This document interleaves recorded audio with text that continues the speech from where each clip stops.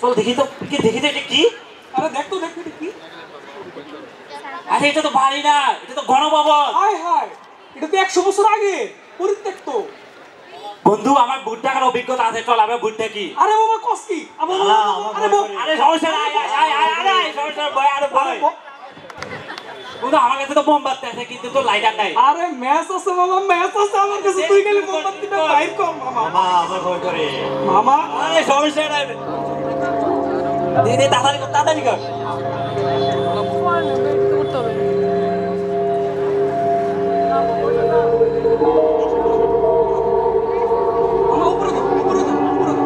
আমি ভূত দেখতাছি, আমি ভূত দেখতাছি।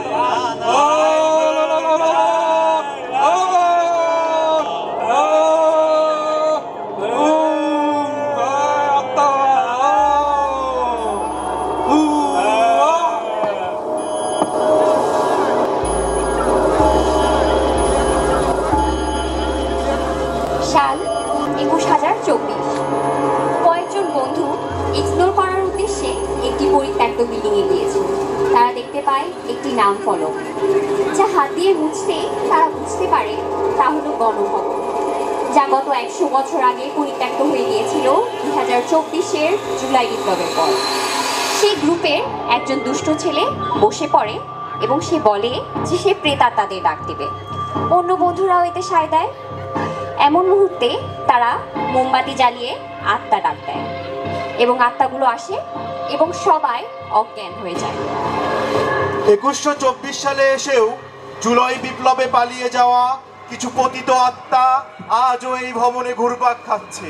তারা মুক্তি পায়নি, তারা আজও এই অহংকারে ঘুরে বেড়ায়। তার ওই বিপ্লবের প্রতি রচিত হওয়ার পেছনে সবচেয়ে বড় খলনায়ক দাবি করে। চলুন দেখা যাক, তাদের আবার একত্রিত হয়ে নিজেদের খলনায়ক প্রমাণ করার পালা। এখন যে আত্মা জাগতে যাচ্ছে তিনি একজন ফুটবল প্রেমী, জনদরদি, মানুষের জন্য নুয়ে পড়া একজন বৃক্ষ সমব্যক্তি। চলুন তার ভূমিকা আমরা দেখে আসি।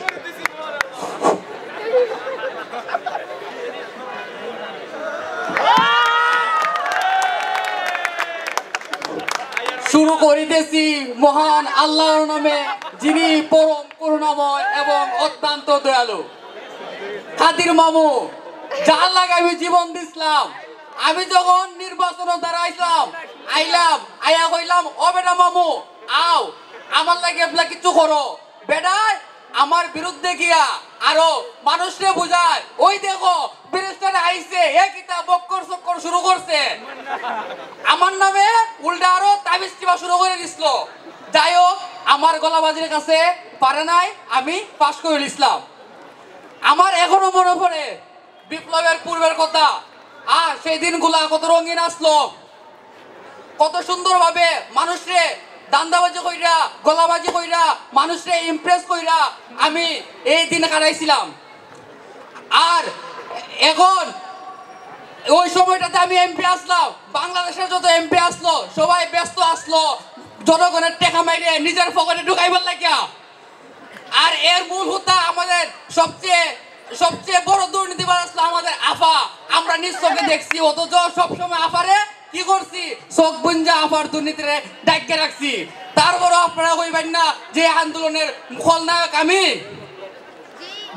যখন জুলাই আন্দোলন হইল তখন সর্বপ্রথম মিডিয়ার সামনে হেলমেট বাহিনীর পক্ষে কেনা কথা কইছিল, আমি ব্যারিস্টার সুমন কথা বলছিলাম। আমি সর্বপ্রথম মানুষরা বুঝাইছিলাম, হেলমেট বাহিনীর পক্ষে কথা কইছিলাম। এই সাহস আমি ছাড়া আর কেউ হইছিল না। তারপর আপনারা কইতে চাইবেন না যে এই আন্দোলনের খলনায়ক আমি। লাখ লাখ ফ্যান ফলোয়ারের গালি শুননা হাহারি একটু উপেক্ষা কইরা দিনের পর দিন আমি এই আফার দালালি কইরা গেছিলাম। তারপর আপনারা মানবেন না যে এই আন্দোলনের খলনায়ক আমি। শুনেন, আমি আপনারা কথা দিতেছি, আপনারা যদি আমার খলনায়ক নাও মানেন, আমি আপনাদের কথা দিয়ে গেলাম, আমি গাম দিয়ে না, পানি দিয়ে না, ফেসবুক লাইভ দিয়া ইতিহাস বদলাই দিব।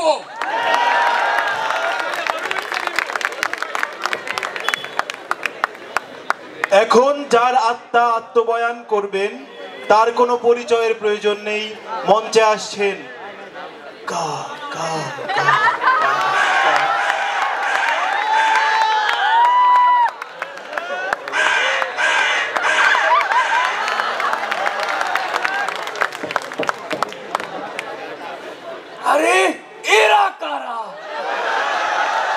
কোত্থেকে এলো এরা? এরা নাকি আন্দোলনে গণহত্যার মাস্টার মাইন্ড। সালা অন্তর সালা, আন্দোলনে গণহত্যার আসল মাস্টার মাইন্ড হলাম আমি আমি আমি আমি আমি প্রথম আন্দোলন শুরু হলে বলেছি এই আন্দোলনকে থামাতে আমার হেলমেট বাহিনী যথেষ্ট। সেই থেকে আমার হেলমেট বাহিনীর যেই সভাপতি ছিল সে আন্দোলনের উপরে হামলা করেছে, যার মাধ্যমে এই আন্দোলন সারা দেশে ছড়িয়ে গেছে। তারপরেও এরা বলে এরা নাকি সবচেয়ে বড় খলনায়ক। আন্দোলন যখন 18-তে শুরু হয়েছিল তখন আমি বলেছিলাম এরা সব রাজাকার। এবার আমার আপা, আমার নেত্রী সেইখান থেকে সাহস নিয়ে বলেছে এরা সব রাজাকার। আমার নেত্রীকে নিয়ে আর কি বলবো, তিনি তো আসলে কাগজে লিখো নাম ছিঁড়ে যাবে, পাথরে লিখো নাম ক্ষয়ে যাবে, হৃদয়ে লিখো নাম রয়ে যাবে। আমার নেত্রীকে আমি প্রথম স্মার্ট বাংলাদেশের কনসেপ্টের সাথে পরিচিত করিয়েছিলাম। সেই কনসেপ্টটাকে বাস্তবায়ন করতে আমার নেত্রী গদিতে টিকে থাকতে চেয়েছিল। আমার নেত্রী, তাকে নিয়ে আমি আবারও বলতে চাই, she has made us look smarter, she has made us she writer, she has made us stand taller, she had made us fly. আন্দোলনে নানান সময়ে নানান প্রকার বেফাস বক্তব্য দিয়ে এই আন্দোলনকে তো শুরুই করেছিলাম আমি প্রথম বলেছিলাম পালাবো না, দরকার হলে কামরুল সাহেবের বাড়িতে গিয়ে উঠবো, জায়গা দেবেন? আমি বলেছিলাম ওই ঠাকুরগাঁওয়ের বাড়িটাতে গিয়ে উঠবো। আমার নেতারা সেই থেকে সাহস পেয়েছে, তারা সেখান থেকেই যে যার মতো ছাত্র হত্যা করার চেষ্টা করেছে। এই আন্দোলনকে তো মূলত আমাকে কপি করেই তারা এগিয়ে গিয়েছে। যখন হাইকোর্ট রায় দিল, হাইকোর্টের রায় দেওয়ার পরেও আন্দোলন থামলো না, তখন আমি ছাত্রদেরকে বলেছিলাম এরা সব 71-এর পরাজিত সৈনিক, যারা 71-এর প্রতিশোধ নিতে এখনো রাস্তায় নেমে আছে। ছাত্ররা আমাকে উত্তর দিল, সরি বললেই কি সব সমস্যার সমাধান হয়ে যায়? সরি বললেই কি সব সমস্যার সমাধান হয়ে যায়? আমি তাদেরকে পিঠ যখন ঠেকে গেছে তাদের আমি বোঝানোর চেষ্টা করলাম আমাদের মাঝে তো একটা ওয়ার্কিং আন্ডারস্ট্যান্ডিং রিলেশনশিপ থাকতেই পারে। আমাদের দেখা না হোক, কথা না হোক, চোখাচোখি না হোক, অন্তত টেলিফোন তো হতে পারে। কিন্তু ছাত্ররা আমাকে বলল, মাসুদ ভালো হয়ে যাও। এই আন্দোলনকে এই পর্যায়ে নিয়ে এসে নিজের দল, নিজের দেশ, ছাত্র সবার ক্ষতি করতে একমাত্র ভূমিকা পালন করেছি আমি। তারপরেও কিছু মানুষ বলবে তারা নাকি আন্দোলনে সবচেয়ে বড় ভিলেন। আমার কথা ছাড়া কি সেই হেলমেট বাহিনী ছাত্রদের উপর আসতো না? আমার কথা ছাড়া কি আপা টিকে থাকার চেষ্টা করতো না? তাই এই আন্দোলনে সবচেয়ে বড় ভিলেন যদি কেউ থাকে সেটা হলাম আমি। এছাড়া কেউ হতেই পারে না।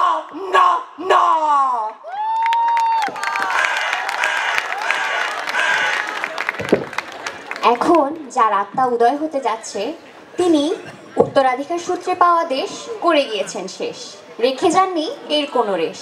তারই এখন বর্ণনা দিয়ে যাবেন বেশ।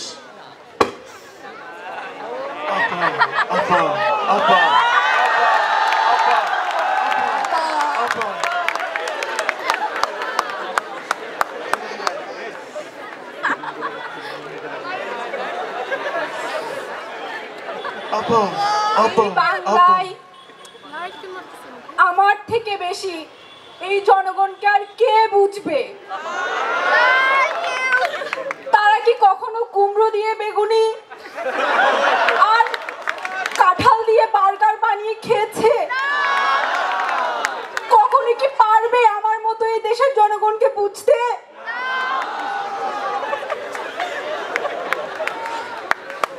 এই যে দেখেন, খলনায়কের প্রশ্নে আজকে এসেছে কিছু মানুষ আমার সাথে প্রতিযোগিতা করতে।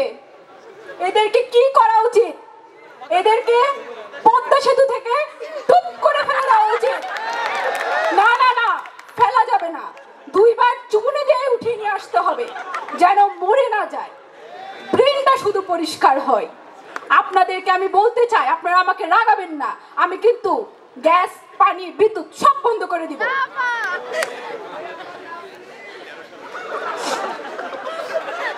আজকে দেখেন আমার দেশের মানুষ কি ভালো আছে? সামনে নির্বাচন হলে তাদেরকে নাকি ভোট দিতে ভোট কেন্দ্রে যেতে হবে।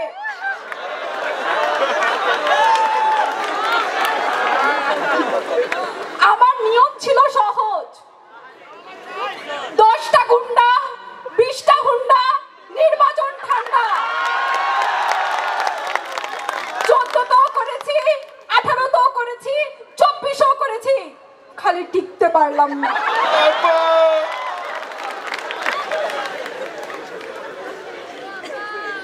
এবার আসেন বলি, কেন আসলে আমি সবচেয়ে বড় খলনায়ক।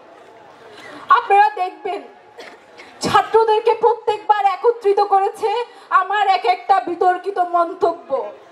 রাজাকারের নাতিপুতি কিন্তু আমিই বলেছি, আমার বক্তব্যই তাদেরকে কিন্তু বারবার একত্রিত করেছে। আমি তাদেরকে বলেছিলাম, বাবারা তোমরা আদালতের কাছে যাও, রাস্তায় চেঁচিয়ে কি তোমরা হচ্ছে বিচার পাবা?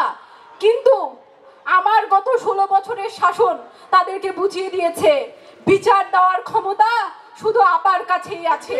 এজন্য তারা বারবার আমার কাছেই এসেছে। অন্যান্য দলের রাজনৈতিক দলগুলো কি করে? দলের মধ্যে যারা সন্ত্রাসী, চাঁদাবাজ, এদেরকে বের করে দেয়। আমি কি করেছি? আমি যত ধরনের সন্ত্রাসী আছে তাদেরকে উচ্চ উচ্চ স্থানে বসিয়েছি। আমার যে টোকাই বাহিনী, এটা তো আমার 16 বছরের পরিশ্রমের ফল। আজকে বলেন আপনারা, আমার থেকে বড় খলনায়ক আর কে আছে? আজকে দেখেন প্রত্যেকটা পুলিশ অফিসার কেন আসলে হাতে পায়ে গুলি না করে কেন বুকে গুলি করে? কারণ আমি তাদেরকে ওই আত্মবিশ্বাস দিতে পেরেছি, বাবা যত বেশি ছাত্র মারবা তোমার পদোন্নতি কিন্তু তত তাড়াতাড়ি হবে। আজকে আমার সাথে যারা প্রতিযোগিতায় এসেছে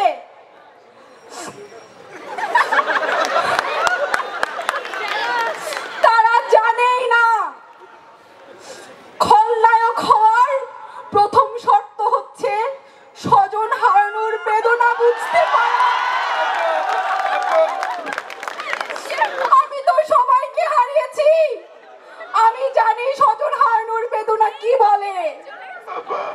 আজকে তাই মনে করি আমার থেকে বড় খলনায়ক এই দেশে আর হতেই পারে না।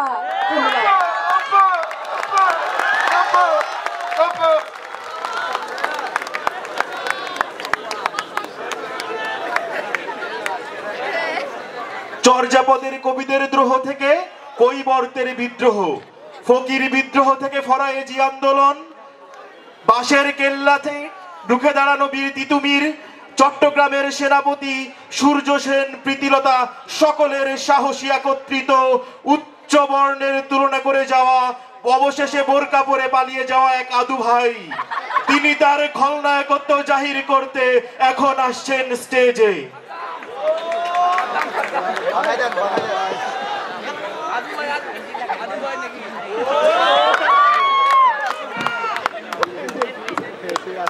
খলনায়ক আসবে, খলনায়ক যাবে, কিন্তু হেলমেট বাহিনীর নেতা থাকবে।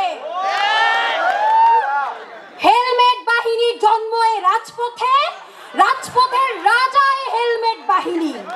এজন্যই জুলাই আন্দোলনে রাজপথেই তাণ্ডব করেছিল আমার হেলমেট বাহিনী। 18 থেকে 24 এহেন অপকর্ম নেই যাতে আমার হেলমেট বাহিনী অগ্রগামী ছিল না।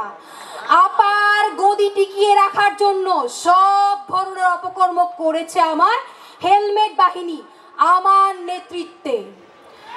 আমি সেই নেতা যার নেতৃত্বে 24 জুলাই গণ অভ্যুত্থানে রাস্তা থেকে, বস্তি থেকে টোকাইদের টকিয়ে আনা হয়েছিল ছাত্রদের ধরে ধরে মারার জন্য। আমি সেই নেতা যে শিক্ষা, শান্তি, প্রগতির নামে হেলমেট বাহিনীর হাতে তুলে দিয়েছি হেলমেট, স্ট্যাম্প, বন্দুক।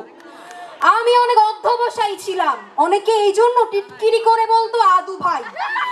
এই সব আদু ভাই মার্কা কথা আমি গায়ে লাগাতাম না, আমি আমার অধ্যবসায় কন্টিনিউ করে গেছি। সহমত ভাই।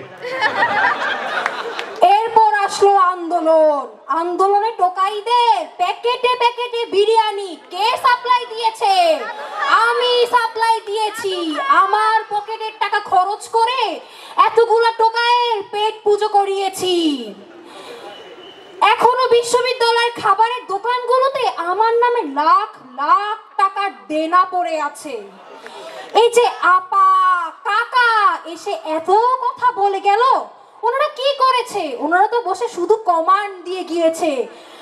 এক্সিকিউট তো করেছি আমি, মাঠে থেকেছি আমি, ছাত্রদের মাইরও খেয়েছি আমি। তারপর 7 মিনিটে ব্যাগপত্র গুছিয়ে পালিয়েও গিয়েছি আমি। তাহলে এই পুরো জুলাই গণ আন্দোলনে কিভাবে ওনারা খলনায়ক হন? সবচেয়ে বড় খলনায়ক আমি, এই হেলমেট বাহিনীর নেতা। সহমত ভাই। একই নেতা তো দেখলাম 7 মিনিটের আগেই তার আত্মা নিয়ে পালালো। যাক, এখন যার আত্মা উদয় হতে যাচ্ছে তার ছিল এক অন্যালয়, ভাতের হোটেল সকলে একে কয়, এবং সেটি ছিল এক টিবি রোগের কার্যালয়।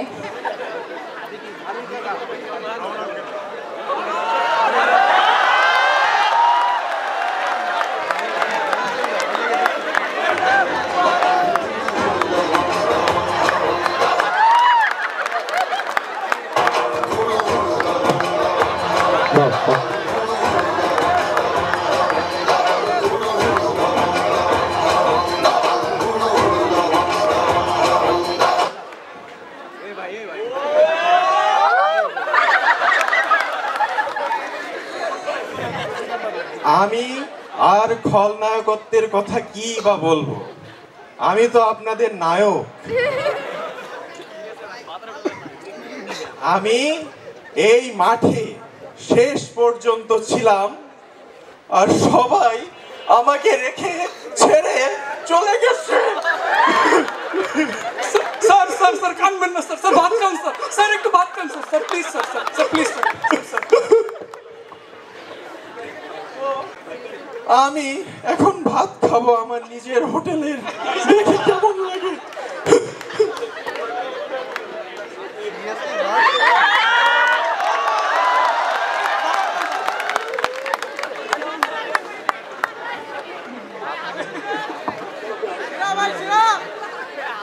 খুব টেস্ট।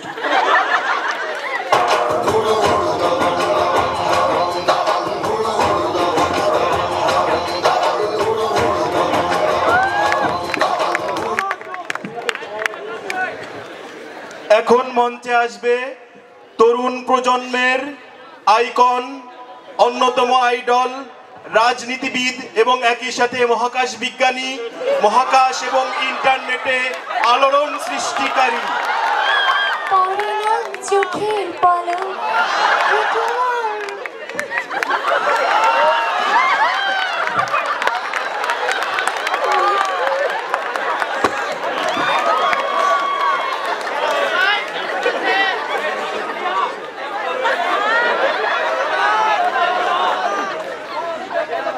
আলোচনা যখন সবচেয়ে বড় ভিলেনের,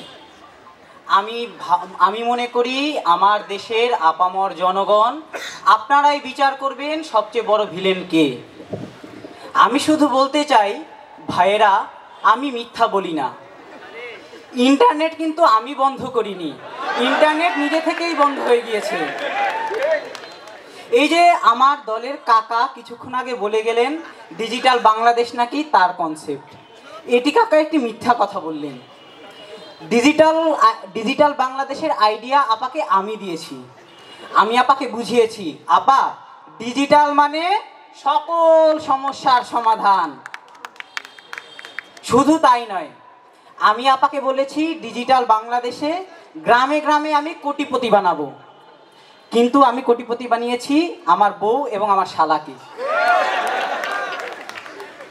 ভাইয়েরা আমার, এক অলরাউন্ডার আমাকে বলে আপনি দেশের জন্য কি করেছেন।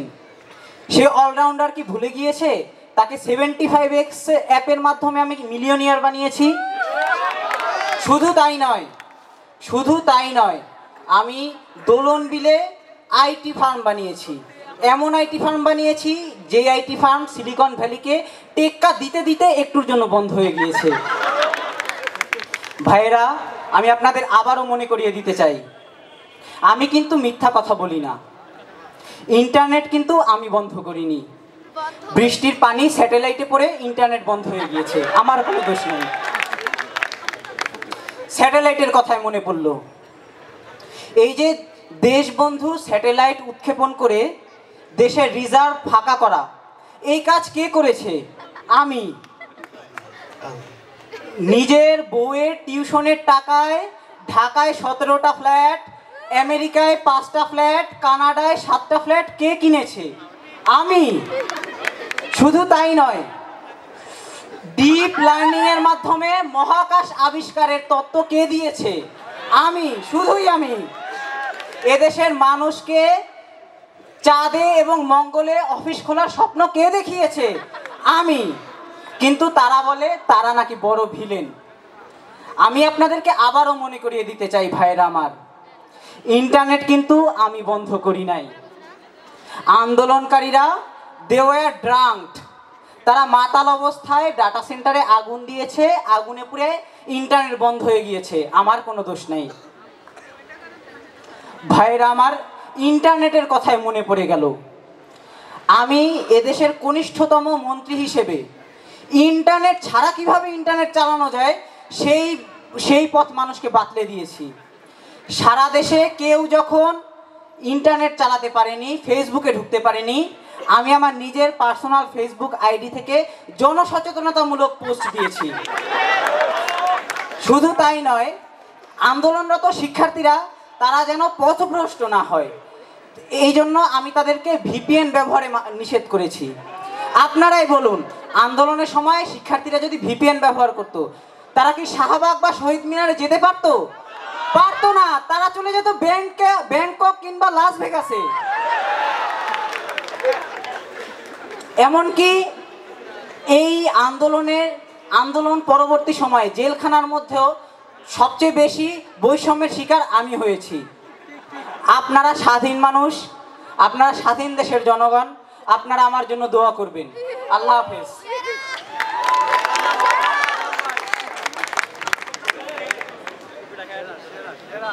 এখন যিনি মঞ্চে আসবেন তিনি মূলত একজন মলম বিক্রেতা, গলাবাজ, প্রবল প্রখর, যার প্রশ্নের আঘাত অপরাজয়, অবিসংবাদিত, অপ্রতিরোধ্য, অদ্বিতীয় বাংলায় সে জবাব চায় বাংলার কাছে।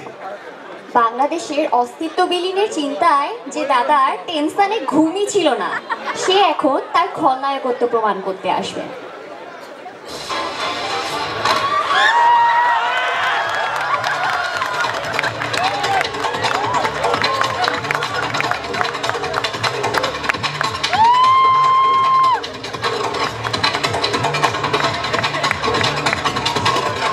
জুলাই বিপ্লবে আমার অবদান না থাকলেও 5 আগস্টের পর আমার এই গলাবাজের কারণে কিন্তু ওপার বাংলার দাদারা তারা কিন্তু ভয় পেয়েছিল। এই ইউসুফ সরকার ও মেহফুজ আলম তারা কিন্তু থরথর করে কেঁপেছিল। এই বাংলায় আসলে আজকে আমি উত্তেজিত হব না, আজকে আমি চেঁচামেচো করব না, আজকে আমি লাফালাফিও করব না। মাত্র 2 মিনিট, মাত্র 2 মিনিট দিন, আমি আজকে বুঝিয়ে দিয়ে যাব বাংলার মানুষ আসলে কি চায়।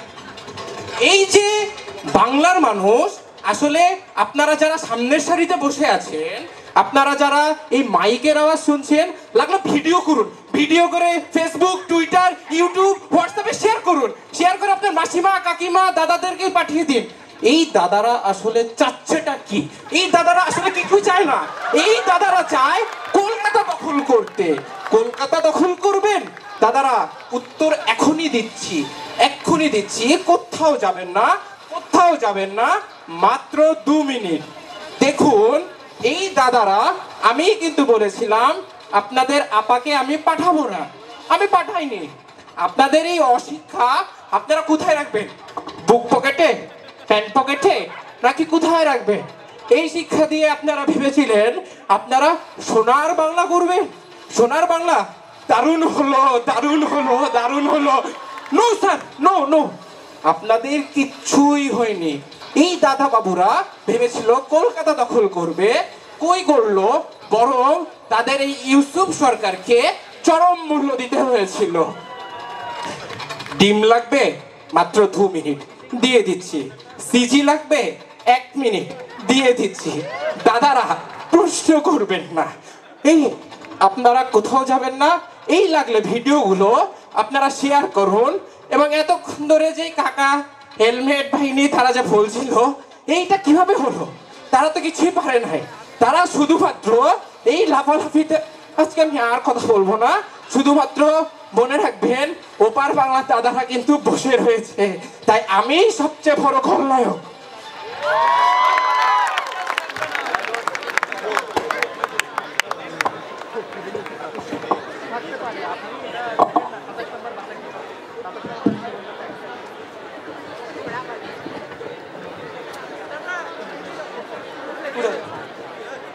কিরে, সবার কথা তো শুনলি, কি সবচেয়ে বড় খলনায়ক মনে হলো? আমি জানি না, আমার ভয় করে। আচ্ছা আমি আর কি বলবো, কে বলবো? আচ্ছা আপনারা বলেন তো, কে সবচেয়ে বড় খলনায়ক? কে কে কে শুনি না, কে? এই তো ঠিক আছে। আচ্ছা ধন্যবাদ সবাইকে, ধন্যবাদ।